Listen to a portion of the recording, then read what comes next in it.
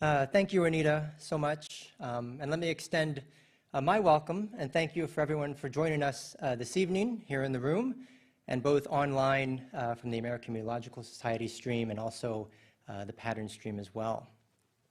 I have to admit, Anita, when this date was chosen, November 18th, I never would have imagined that just a week prior we would be dealing with a landfalling hurricane, but that was exactly the case.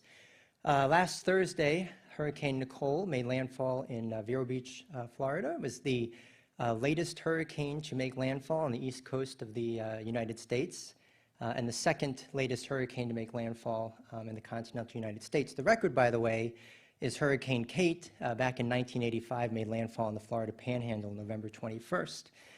Hopefully we're never having Thanksgiving dinner while we're dealing with a landfalling hurricane. Now, Nicole caused some pretty severe beach erosion on the east coast of Florida. We saw some buildings that collapsed right along the coast. But it was really no match for the devastation and the tragic loss experienced with Hurricane Ian this year. That was sort of our real big Category 4 landfall that really pummeled southwest Florida in September. That hurricane brought tremendous surge, 150-mile-per-hour winds, and double-digit rainfall that left a swath of flooding across much of the state. And it's those hazards, the dangerous storm surge amidst rising seas, the intense winds over warming waters, and this intense rainfall in a warming atmosphere. These hazards, how are they changing as our planet is warming? How do we monitor these hazards and hurricanes to know why these changes are occurring? And then how do we monitor hurricanes and develop a forecast and warn the public every year when they threaten our coastline? We're going to be talking about this and more tonight. I want everybody in the room to leave smarter than when they walked in the door. We're going to have plenty of time for questions, so have them handy for when we do our Q&A later on. And with that, it is my absolute pleasure to introduce our distinguished three-person panel, along with a fourth storyteller not shown here, and that is scientific data. That is a theme weaves throughout all of our talks tonight, and in general with science. In fact, Dr. Lisa Bucci, for the past decade or so, was a data collector, as Anita mentioned. She was a research scientist at the Hurricane Research Division in Miami, Florida, and flew aboard Hurricane Hunter aircraft to go into the storm, measure the storm's intensity, its structure, and get that information back to the forecasters at the Hurricane Center so they could make a forecast. She is now on the receiving end of that information as the latest hurricane specialist at the National Hurricane Center, the second female to hold that role, by the way. And now she'll take that information and develop the forecast and create the cone that everyone is so familiar with. Dr. Bucci holds a science and engineering degree from the University of Michigan. She has a Master's of Science from Florida State University and a PhD from the University of Miami. Now, another Florida State alum, that'll be the third one so far here, is Stephanie Abrams.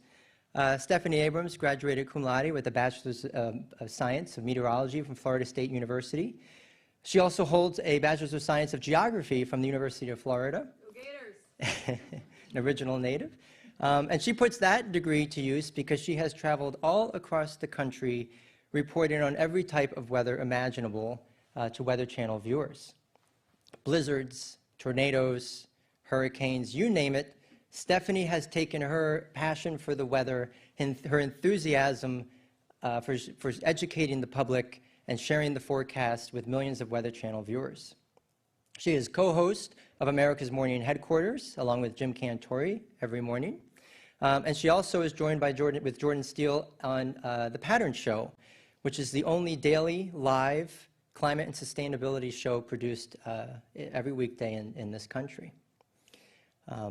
Stephanie also follows the data when she has the forecast and couches the uncertainty and conveys that to the public and to her viewers so that they can make appropriate decisions every day.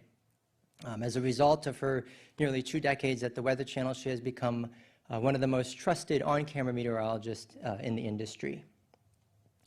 Now, Dr. Gabriel Vecchi might be more comfortable behind a laptop or in a classroom than in front of the camera, but his research often gets the headlines. He is the professor in the Geosciences Department at Princeton University.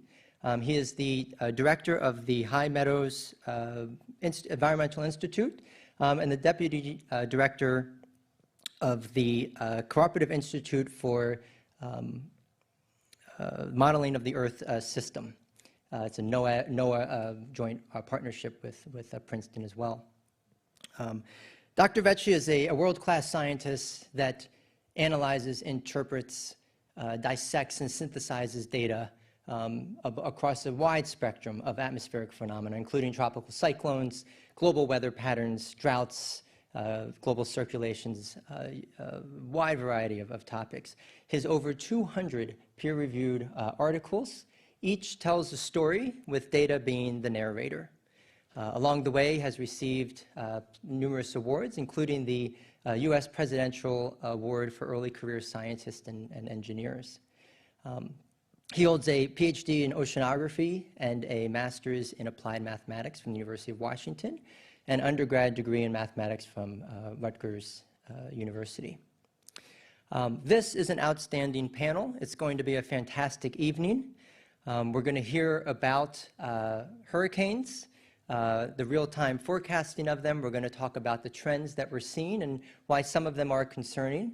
And again, we're going to have the question and answer session following the 3 talks, so be prepared. There'll be some microphones in the back of the room. So with that, why don't you please join me in welcoming our first speaker, Dr. Lisa Bucci.